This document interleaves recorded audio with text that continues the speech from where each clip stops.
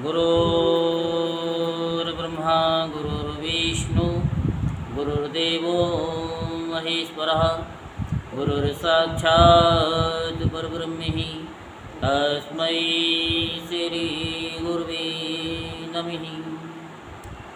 ॐ गजाननं भूतगणाधिसेवितं कपितजम्बुफलचारुभक्षणं उमासुतं शोकविनाशकारिकं नमामि विघ्नेश्वरपादपङ्कजं। स्कन्दरूपाय विश्वोत्पत्त्यादिहेतवे तापत्रे विनाशाय श्रीकृष्णाय वयं नमः। आज हम आपको श्रीमद्भागवत महापुराण के 11वें स्कंद का 20वां अध्याय सुनाते हैं। तो आप सभी मन को एकाग्र करते हुए शांतिपूर्वक कथा को करेंगे और अपने जीवन में जो भी परेशानी है उनको दूर करेंगे। तो दूर करने के लिए क्या बोलना पड़ेगा? जय जय श्री राधेश्याम, जय जय श्री राधेश्याम, जय जय श्री राधेश्याम। तो अब ज्ञान योग और कर्म योग और भक्ति योग के बारे में आपको सुनाएंगे। सो आप बड़े ध्यान से सुनेंगे। उद्धव जी ने कहा कि कमल नयन श्री कृष्ण आप सर्वशक्तिमान हैं। कौन है? सर्वशक्तिमान। आपकी आज्ञा ही वेद है। उनमें कुछ कर्मों को करने की विधि है और कुछ के करने का निषेध है। ये विधि निषेध कर्मों के गुण और दोष की परीक्षा करके ही तो होता है। वर्णाश्रम भेद, प्रतिलोम और अनुलोम रूप वर्ण संकर कर्मों के उपयुक्त और अनुपयुक्त द्रव्य, देश, आयु और काल तथा स्वर्ग और नरक के भेदों का बोध भी वेदों से ही होता है। इसमें संदेह नहीं है कि आपकी वाणी ही वेद है, परंतु उसमें विधि निषेध ही तो भरा पड़ा है। यदि उसमें गुण और दोष में भेद करने वाली दृष्टि न हो तो वह प्राणियों का कल्याण करने में समर्थ ही कैसे हो? समझ आई कि नहीं? नहीं, ये अच्छा है, ये बुरा है, ये भेद अंतर अगर ये आपके अंदर नहीं है पहचानने का, तो फिर समर्थ कैसे हो सकता है? वही चीज़ बता रहे कि जब आप एक एक शब्द को शुरू से फिर सुनते हुए आओगे, महत्तम से सुनते आओगे, फिर सुनोगे बार बार, तो ये एक एक शब्द आपकी समझ में आएगा कि यहाँ अब क्या बोला और अब क्या बोल रहे हैं। हम बोल रहे हैं या फिर कोई और बोल रहा है। जैसे भागवत में कहा था ना कि हम नहीं बोल रहे, तो लोग कहते थे कि ये नहीं बोल रहा तो कौन बोल रहा है, कहते थे ना, हैं? हमारे यही कहते थे, वो भी कहते थे। तो वही चीज़ है कि कौन बोल रहा है।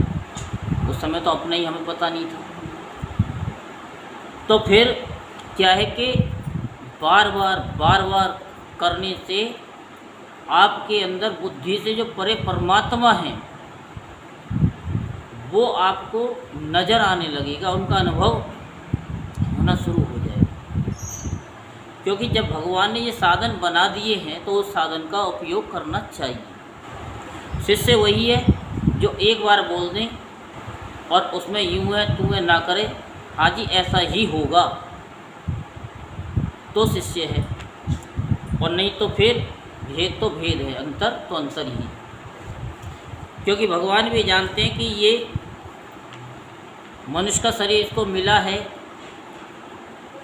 तो भगवान कहते हैं कि पास रहता हूँ मैं तेरे सदा, तू ना देख पाए तो मैं क्या करूँ।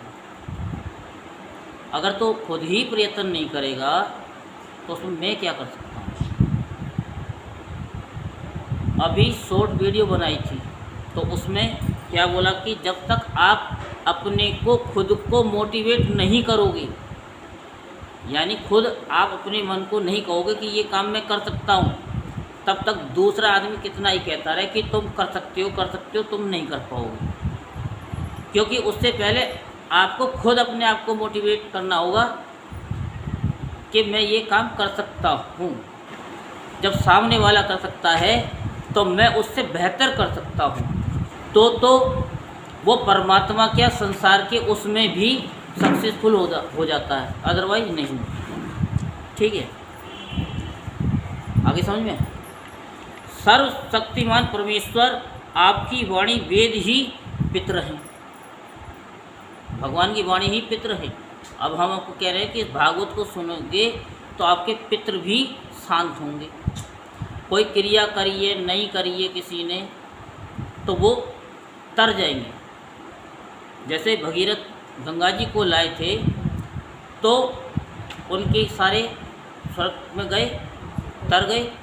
तो ऐसे ही ये शब्द रूपी भगवान की ये ज्ञान गंगा है, और जो इसमें गोता लगा लेता है उसके पितृ देवता और मनुष्यों के लिए श्रेष्ठ मार्गदर्शक का काम करता है, क्योंकि उसका कोई कार्य अटक नहीं सकता, क्योंकि उसका कार्य फिर भगवान करते हैं। जैसे कि मैं नहीं जानता हूँ, आप तो जानते हैं कि कोई भात देने के लिए जा रहा था, भगवान उसमें बैठे हुए थे, ये चला रहे थे, ये आप जानो। उसकी गाड़ी अटक गई तो किसने ठीक करी?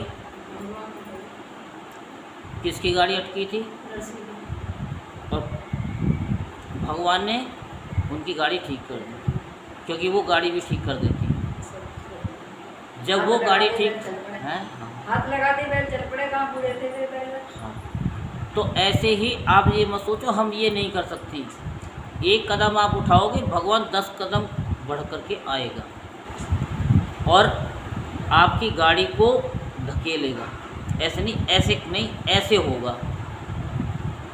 बस भगवान को ना डिस्टर्ब मत किया करो। लोग क्या करते, मेरा बच्चा पढ़ जाए, मेरा बच्चा स्वस्थ हो जाए, मेरा बच्चा जो ऑफिसर बन जाए, मेरा बच्चा पैसे वाला हो जाए, समझे नहीं। अब आप घर में काम कर रहे हो किचन में, अब मैं उदाहरण दे रहा हूँ। आप मुझे बताइए कि कोई कहे कि हाँ जी आप चाय बनाने जा रहे हो, कि हाँ जी गैस जला लो। आप पानी रखने जा रहे हो कि भाई पानी थोड़ा कम रख लो। फिर पत्ती डालने जा रहे हो कि ज़रा पत्ती तेज़ कर दो। तुम्हारे सामने जब तक चाय बनेगी 50 बार वो इंसान बोलेगा, आपको कैसा लगेगा? मुझे इस बात का जवाब दे दो। बोलो, नहीं लगेगा तो उसे फिर चाय पिलाओगी? आप बोलोगे नहीं, लेकिन उसमें या तो दूध ज़्यादा गेर दोगे या उसमें कुछ ना कुछ ऐसा कर दोगे कि ले पी। वो कहेगा ज़रा थोड़ा सा नमक डालना, कि ले अच्छा तेरे को नमक भी चाहिए, तो वो पूरा चमचे भर के नमक दे देगी कि ले। तो भगवान भी ऐसे ही, भगवान कहते हैं कि तुम मेरे बच्चे हो, मुझे पता है कब तुम्हें भूख लगेगी, कितने पैसों से तुम्हारा गुजारा चल जाएगा, कितनों से नहीं चलेगा, भगवान सब जानते हैं। आप अपने बच्चे को कहीं बाहर भेजो घूमने के लिए, तो ये पैसे दे के ही भेजोगे कि कम ना पड़ जाए, और अपना ATM कार्ड भी दे दोगे, ले बेटा अगर कम पड़ जाए तो इस ATM से ये पासवर्ड है आप निकाल लेना है। तो जब भगवान ने हमें मृत्युलोक में भेजा है तो उन्होंने हमें ATM कार्ड दे के ही भेजा है सबको, लेकिन हम लोग उसको जानते नहीं, पहचानते नहीं। क्यों? क्योंकि हमें भगवान पे विश्वास तो है नहीं। बस इतना विश्वास है कि धूप बत्ती जला दो, जोत कर दो, और सुबह शाम जा कर के हाजिरी लगा दो, बस। और कोई रिश्तेदार आ गया, चलो आज नहीं जाते कल जाएंगे, तो गई भैंस पानी में। तो कुल मिलाकर के क्या है कि भगवान को परेशान मत करो, उनसे मांगो मत, और मांगो तो इस तरीके से मांगो जैसे एक बुढ़िया ने कहा ना कि भाई उसके औलाद नहीं थी, उन्होंने कहा कि मैं तो एक ही चीज़ चाहती हूँ कि मेरा पोता हो और सोने की थाली में चांदी की चम्मच से दूध पिए। अब उसको बताओ, सोने की थाली में वो पोता खाएगा, अब बच्चा भी हो गया और पोता भी हो गया एक ही सेंटेंस में, और सोने की थाली और चम्मच कब होगी चांदी की? जब पैसा पास होगा, फिर क्या कमी है? तो भगवान से मांगो तो एक बार में मांग लो कि इतना दे दो, कितना? साईं इतना दीजिए जामे कुटुंब समाए, और मैं भी भूखा ना रहूं, मेरा साधु ना भूखा जाए। आपको सारी दुनिया की दौलत मिल जाएगी और तुम कहोगे मेरे दुख काटो, तो भगवान कहेंगे कि लो, तो सारे दुख तेरे को ही दे देता हूँ। तो भगवान की कथा को निष्काम होकर सुनो, ये सोचो कि ये हमारी खुराक है, क्योंकि उसी के द्वारा स्वर्ग मोक्ष आदि दृष्ट वस्तुओं का बोध होता है, और इस लोक में भी किसका कौन सा साध्य है और क्या साधन है, इसका निर्णय भी उसी से होता है। प्रभु, इसमें संदेह नहीं है कि गुण और दोषों में भेद दृष्टि आपकी वाणी वेद के ही अनुसार है, किसी की अपनी कल्पना नहीं है, किसी की अपनी कल्पना नहीं है। समझ में ना आए तो बता देना, परंतु प्रश्न तो ये है कि आपकी वाणी ही भेद का निषेध भी कराती है। ये विरोध देखकर मुझे भ्रम हो रहा है, आप कृपा करके मेरा ये भ्रम मिटाइए। भगवान श्री कृष्ण ने कहा कि प्रिय उद्धव, मैंने ही वेदों में एवं अन्यत्र भी मनुष्यों का कल्याण करने के लिए आधिकारिक भेद से 3 प्रकार के योगों का उपदेश किया है। वे हैं ज्ञान, कर्म और भक्ति। मनुष्य के परम कल्याण के लिए इनके अतिरिक्त और कोई उपाय कहीं नहीं है। 3 बताए हैं आपको, ज्ञान, कर्म और भक्ति। बार बार सुनने के लिए क्यों कह रहे हैं? बार बार सुनो, तभी तुमको ज्ञान होगा, और जब ज्ञान होगा तब तुम कर्म करोगे, और जब कर्म करोगे तो भक्ति भी मिलेगी। इन 3 का समावेश तो हो गई। जैसे पत्थर से जब पत्थर टकराता है तो तीसरी कोई चीज़ निकलती है, क्या निकलती है? चिंगारी निकलती है। तो ऐसे ही जब ज्ञान और कर्म साथ होंगे तो भक्ति भी वहाँ प्रकट हो जाएगी। ये महात्म में बताया है कि भक्ति को लेके गए थे, ज्ञान वैराग्य पड़े हुए थे मूर्छित, और जब वहाँ कथा हुई तो भक्ति भी वहाँ प्रकट हो गई। जो लोग कर्मों तथा उनके फलों से विरक्त हो गए हैं और उनका त्याग कर चुके हैं, वे ज्ञान योग के अधिकारी हैं। इसके विपरीत जिनके चित्त में कर्मों और उनके फलों से वैराग्य नहीं हुआ है, उनमें दुख बुद्धि नहीं हुई है। वे सकाम व्यक्ति कर्म योग के अधिकारी हैं। जो पुरुष न तो अत्यंत विरक्त है और न अत्यंत आसक्त ही है, तथा किसी पूर्व जन्म के शुभ कर्म से सौभाग्यवश मेरी लीला कथा आदि में उसकी श्रद्धा हो गई है, वह भक्ति योग का अधिकारी है। उसे भक्ति योग के द्वारा ही सिद्धि मिल सकती है।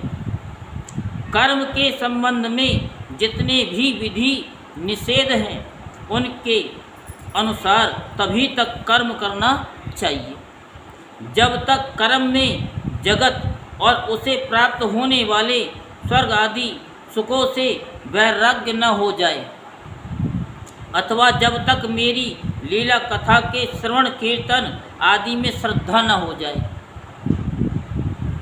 उद्धव इस प्रकार अपने वर्ण और आश्रम के अनुकूल धर्म में स्थित रहकर यज्ञों के द्वारा बिना किसी आशा और कामना के मेरी आराधना करता रहे और निषिद्ध कर्मों से दूर रहकर केवल विहित कर्मों का ही आचरण करे तो उसे स्वर्ग या नरक में नहीं जाना पड़ता। अपने धर्म में निष्ठा रखने वाला पुरुष इस शरीर में रहते रहते ही निषिद्ध कर्म का परित्याग कर देता है और रागादि मलों से भी मुक्त पवित्र हो जाता है।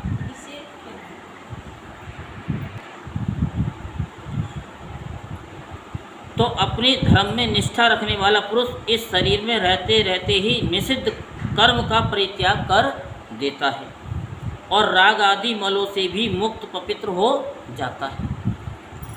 इसी से अनायास ही उसे आत्म साक्षात्कार रूप विशुद्ध तत्व ज्ञान अथवा द्रुत चित्त होने पर मेरी भक्ति प्राप्त हो जाती है।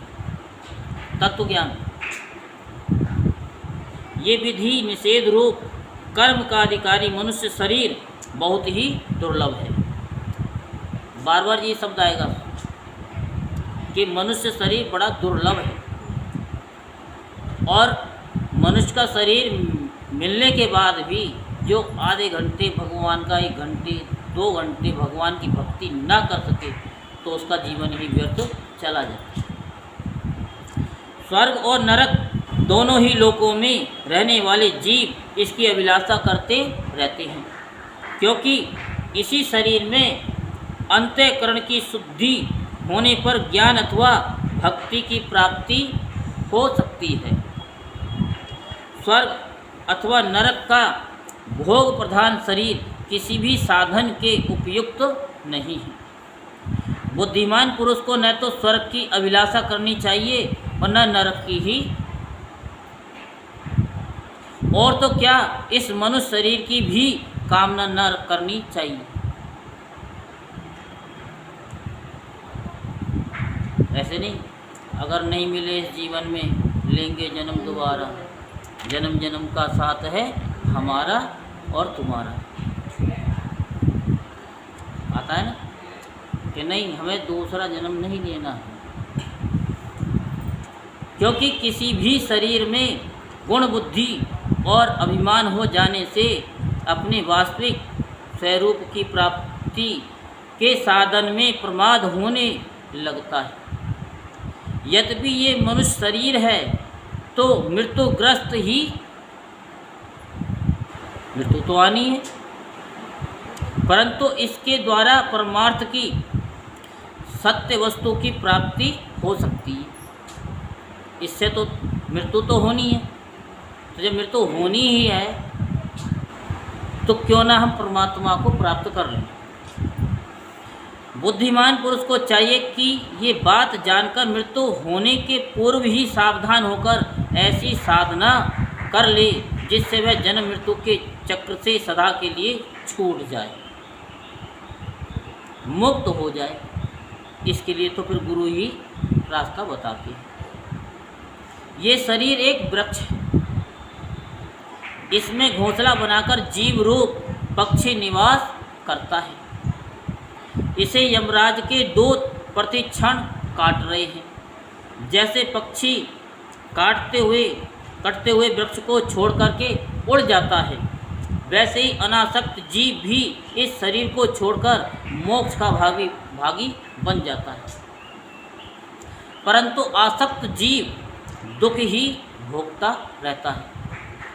प्रिय उद्धव, ये दिन और रात क्षण क्षण में शरीर को आयु को क्षीण कर रहे हैं। ये जानकर जो भय से कांप उठता है वह व्यक्ति इसमें आसक्ति छोड़कर परम तत्व का ज्ञान प्राप्त कर लेता है और फिर इसके जीवन मरण से निरपेक्ष होकर अपने आत्मा में ही शांत हो जाता है।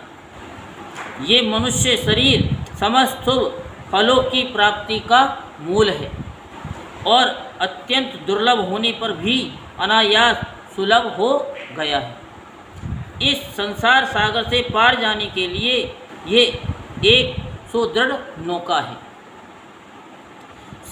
शरण ग्रहण मात्र से ही गुरुदेव इसके केवट बनकर पतवार का संचालन करने लगते हैं और स्मरण मात्र से ही मैं अनुकूल वायु के रूप में इसे लक्ष्य की ओर बढ़ाने लगता हूँ।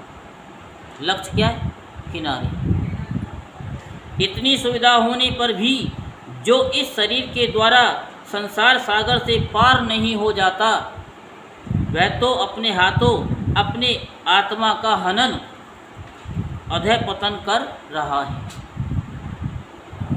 प्रिय उद्धव, जब पुरुष दोष दर्शन के कारण कर्मों से उद्विग्न और विरक्त हो जाए, तब जितेंद्रिय होकर वह योग में स्थित हो जाए और अभ्यास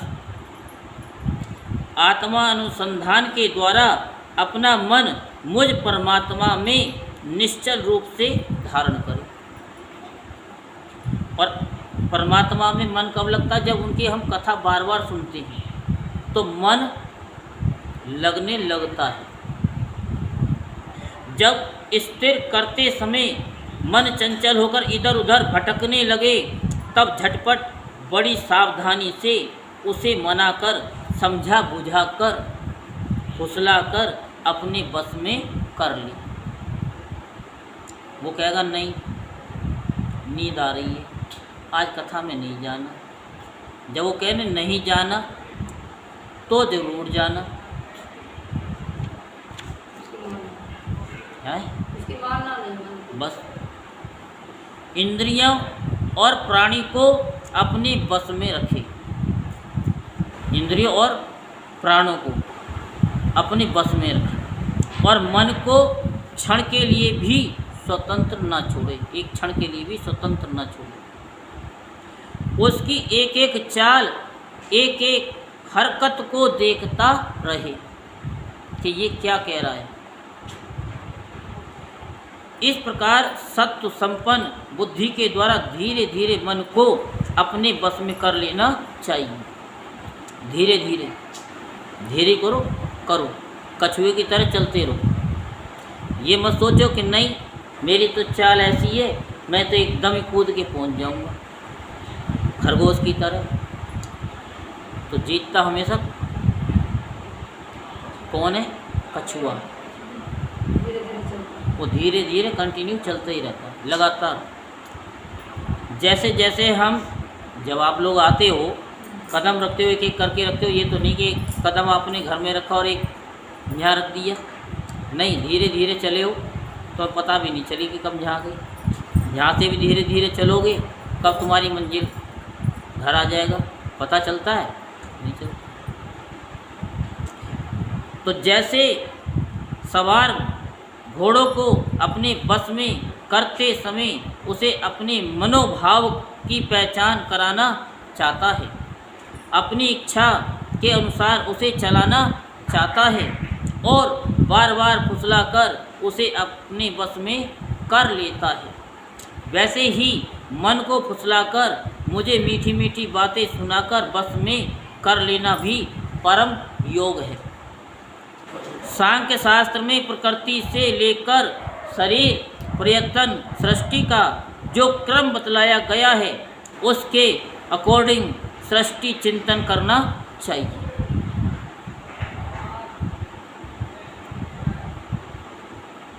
आया ये सेंटेंस समझ में कि नहीं? क्या? ये जो जैसे हमारी इंद्रियां होती है, वो समझिए कि 5 घोड़े के बराबर, और ये मन जो है वो उसका रथ है, वो उसका सारथी है, और उसमें बैठा वो आत्मा।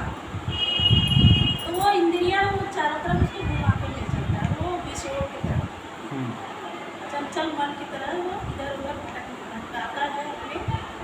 मन को, तो मन को ही काबू में रखना ही हमारी आत्मा का, अपनी आत्मा को, कि मन को हम अपने काबू में रखें। ये हमारी जो 5 घोड़े हैं वो इधर उधर ना भटके, और उसे, और जब तक हम आत्मा की नहीं सुनेंगे तो वो मन इधर उधर भटकता रहता है। और अगर वो काबू में भी आ जाता है फिर भी वो दोबारा कोशिश करता है उसे इधर उधर भटकाने की। तो यही बताया गया कि अपनी 5 इंद्रियों को, अपने मन को, आत्मा जो है वो अपनी काबू में रखें। ये आत्मा ही तो है, कि आत्मा की सुनेंगे तो मन अपने आप ही वश में आएगा।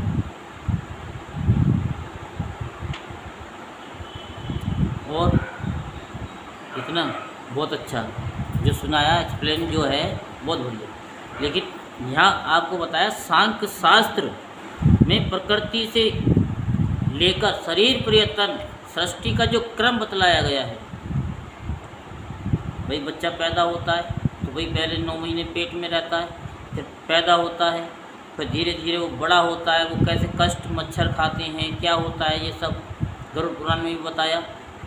और वो फिर बड़ा होता है, फिर पढ़ने भी जाता है, फिर पढ़ाई पूरी हो जाती है तो फिर उसको जो है नौकरी पे भी लगाया जाता है, तो वो दिन कुछ और होते हैं, ठीक है। और फिर उसके बाद उसकी शादी हो जाती है, फिर उसके भी बच्चे हो जाते हैं, तो ये सारा क्रम चलता रहता है। फिर वो बुढ़ा हो जाता है, फिर उसके बच्चों की भी शादी हो जाती है, फिर उनके बच्चे के बच्चे हो जाते हैं, तब तक वो लाठी हाथ में आ जाती है। लेकिन जो गुरु की शरण में आ जाता है तो उसके पास फिर लाठी की नहीं आती, क्योंकि फिर गुरुदेव वो क्रिया बताते हैं कि एक तो उसकी आयु लंबी हो और दूसरा कि वो चलते फिरते परमात्मा के धाम में जाए। ये गुरु का काम है कि भगवान के धाम में जाए। तो उसके अनुसार सृष्टि चिंतन करना चाहिए। सोचो पहले मैं छोटा था कैसा था, फिर उसके बाद कैसा कैसा कैसा कैसा, आज कैसा हूँ। आज भी मैं बच्चा हूँ, आज भी मैं जवान हूँ। अच्छा कितने बुढ़े हो गए। शरीर बुढ़ा होता, मन बुढ़ा कभी नहीं होता। मन तो ये कहता है कि अभी हम 16 साल की भी नहीं। तो चिंतन करते रहना चाहिए, चिंता नहीं चिंतन। और जिस क्रम से शरीर आदि का प्रकृति में लय बतलाया गया है उस प्रकार लय चिंतन करना चाहिए। ये क्रम तभी तक जारी रखना चाहिए जब तक मन शांत स्थिर न हो जाए। जो पुरुष संसार से विरक्त हो गया है और जिसे संसार के पदार्थों में दुख बुद्धि हो गई, वह अपने गुरुजनों के उपदेश को भली भांति समझकर बार बार अपने स्वरूप के ही चिंतन में संलग्न रहे। संलग्न मीन्स जोड़ दें। इस अभ्यास से बहुत शीघ्र ही उसका मन अपनी वह चंचलता जो अनात्मा शरीर आदि में आत्म बुद्धि करने से हुई है छोड़ देता है। यम नियम आसन और प्राणायाम प्रत्याहार धारणा ध्यान समाधि आदि योग मार्गों से वस्तु तत्व का निरीक्षण परीक्षण करने वाली आत्म विद्या से तथा मेरी प्रतिमा की उपासना से अर्थात कर्म योग ज्ञान योग और भक्ति योग से मन परमात्मा का चिंतन करने लगता है। अभी तो आपको एक ही चीज़ बताई जा रही है, केवल कथा सुनो। नर्सरी में चल रही हो, फिर केजी, आपको तो पता है धीरे धीरे बढ़ाते हैं। जब सामने देखते हैं ना सामने वाला कितना चल रहा है उसके अनुसार, और कोई उपाय नहीं है।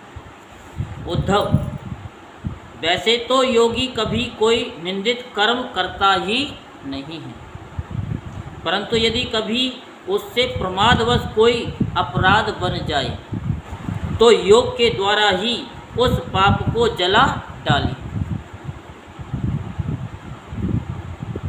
जैसे हमारे प्रारब्ध हैं, पहले हम करके क्या आए हमको को नहीं पता, लेकिन जब हम गुरु की शरण में आ जाते हैं तो गुरु धीरे धीरे कुछ जाप के द्वारा, कुछ पूजा के द्वारा, किसी दान के द्वारा उनका खात्मा करता हुआ चला जाता है।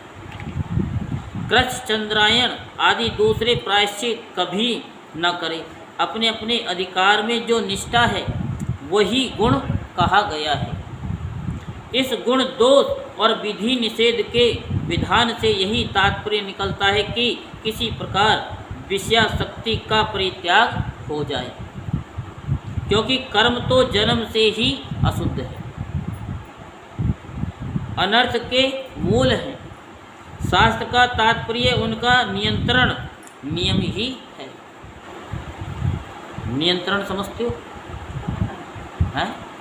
लगातार बस में, जैसे कि कहते हैं ना कि इसका घोड़ा इसके नियंत्रण में है, इसका पति इसके नियंत्रण में, इसकी बस में है, जोरू का गुलाम है। जहाँ तक हो सके प्रवृत्ति का संकोच ही करना चाहिए। किसका? प्रवृत्ति हाँ का संकोच करना चाहिए। जो साधक समस्त कर्मों से वृत्त हो गया हो, उसमें दुख बुद्धि रखता हो, मेरी लीला कथा के प्रति श्रद्धालु हो और ये भी जानता हो कि सभी भोग और भोग वासनाएं दुख रूप हैं, किंतु इतना सब जानकर भी जो उनके परित्याग में समर्थ न हो, उसे चाहिए कि उन भोगों को तो भोग ले, बट उन्हें सच्चे हृदय से दुखजनक समझे और मन ही मन उनकी निंदा करे। तब यथा उसे अपना दुर्भाग्य ही समझे। साथ ही इस दुविधा को स्थिति से छुटकारा पाने के लिए श्रद्धा, दृढ़ निश्चय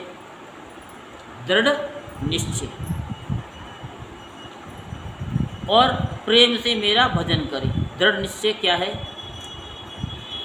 कि जब हम पढ़ते थे तो इंदिरा गांधी ने कुछ लिख रखा था लेबोरेटरी में, यहीं गाजियाबाद में, तो वहाँ लिखा था कि एक ही जादू, कड़ी मेहनत, पक्का इरादा, अनुशासन। बात समझ आई कि नहीं है? एक ही जादू है, कड़ी मेहनत, पक्का इरादा जो दृढ़ बताया गया है, और अनुशासन पूरा होना चाहिए। और वही चीज़ यहाँ भी लागू होती है। करना है तो करना है, परमात्मा को पाना है तो पाना ही है। ये छोटे मोटे दुखों के लिए परमात्मा को डिस्टर्ब नहीं करना है। इस प्रकार मेरे बतलाए हुए भक्ति योग के द्वारा निरंतर मेरा भजन करने से मैं उस साधक के हृदय में आकर के बैठ जाता हूँ और मेरे विराजमान होते ही उसके हृदय की सारी वासनाएं अपने संस्कारों के साथ नष्ट हो जाती हैं।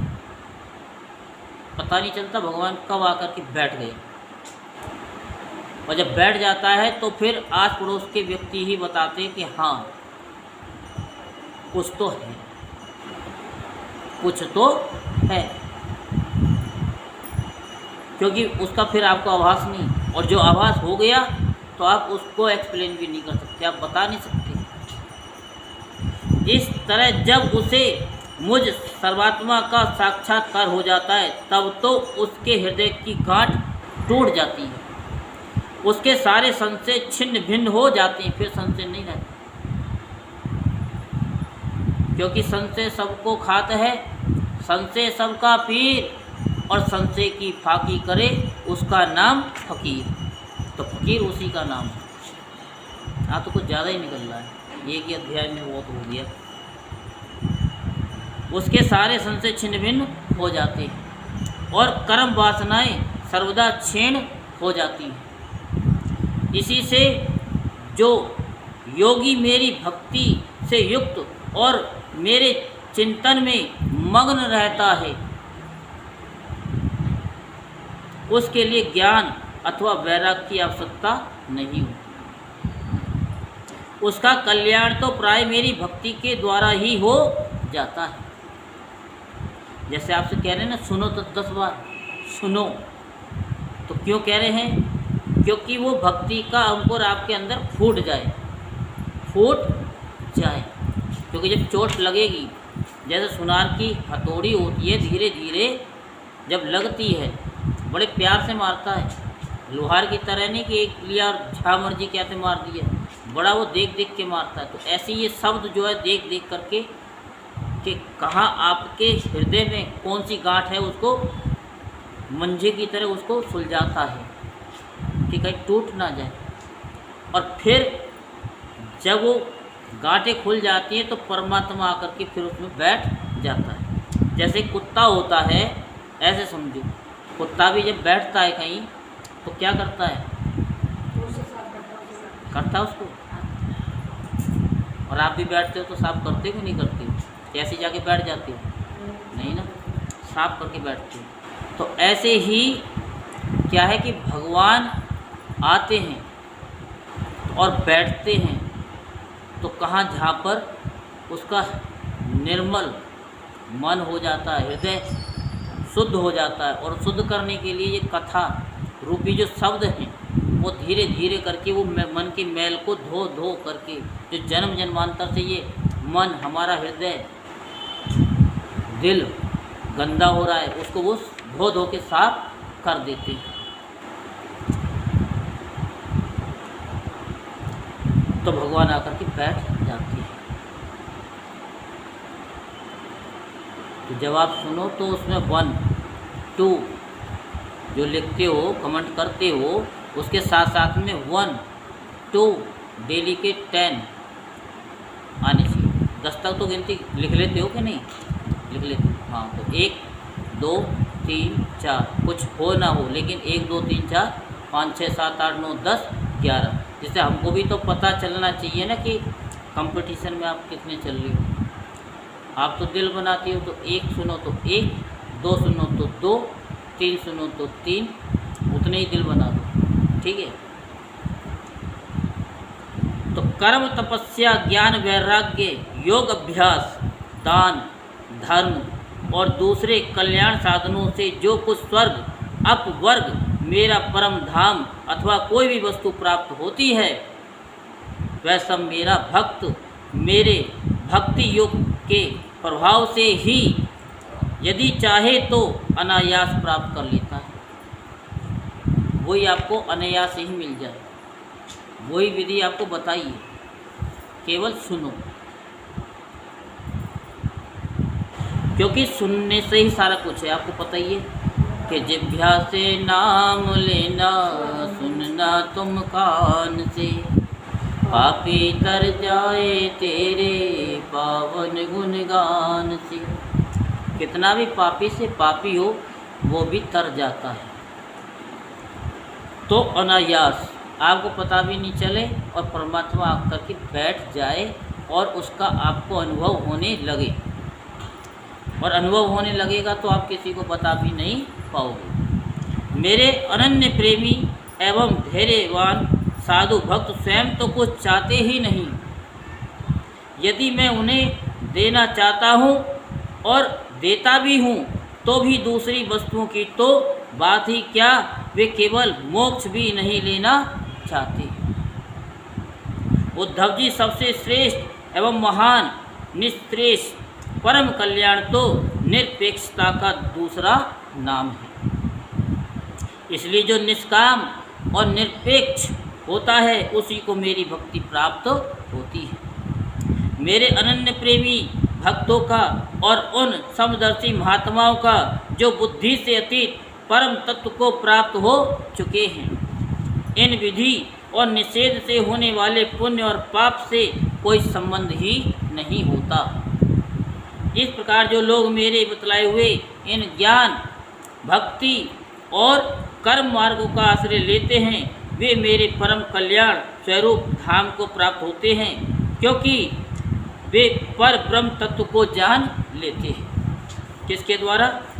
तीन क्या क्या बताए थे आपको, बताइए। क्या बताया था दोबारा? जब से 50 बार बता चुका हूँ। जब अध्याय शुरू करा था तो हमने बताया था कि आज हम किसके बारे में सुनाएंगे, और कल ही बोला था कि कल इसके बारे में सुनाएंगे। ज्ञान, हाँ कर्म, है कर्म, भक्ति, ज्ञान, भक्ति और कर्म। ये तीन चीज़ का बार बार आपको बता रहे हैं कि ज्ञान, भक्ति और कर्म का जो आश्रय ले लेते हैं वे पर ब्रह्म तत्व को जान लेते, परमात्मा को जान लेते। वो भी भगवान की वो है, सो जाने जे दे जनाई और जानत तुम्हें होई जाए। तो यहीं पर श्रीमद् भागवत महापुराण के 11वें स्कंद का कौन सा अध्याय संपूर्ण होता है? जोर से बोलो। 20वां। हाँ 20वां, ठीक है। अब खाली आपसे नहीं बोला, सबसे बोला था। चलो कोई बात नहीं। बोल वृंदावन बिहारी लाल की, बोल बाकी बिहारी लाल की जय। जय श्री राधे श्याम, जय जय श्री राधे श्याम, जय जय श्री